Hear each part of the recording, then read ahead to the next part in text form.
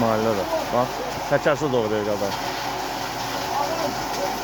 Otdan ata fərq var. Daha doğramağından fərq var. Bax, otu nətər atır, daha doğrayır. Bir deyir ki, traktor kimi doğrasın deyir. Bax.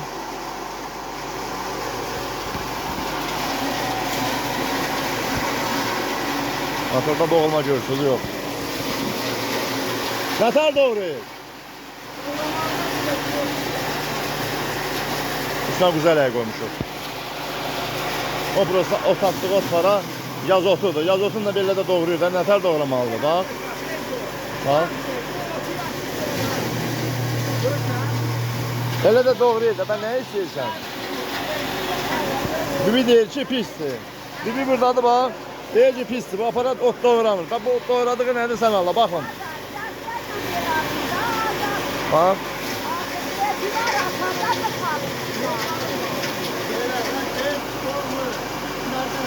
Bax, atır, bax. Motor boğulmur ki, bax. Oradan atır, buradan çıxardır. Bibi deyir ki, yox, buna töy atmalısın. Ama bütün nol fazadır, bu traktordur. Bax, ot attığın özü sətin doğranan yaz otur, bax. Hələ təkərsiz doğrayır. Bax.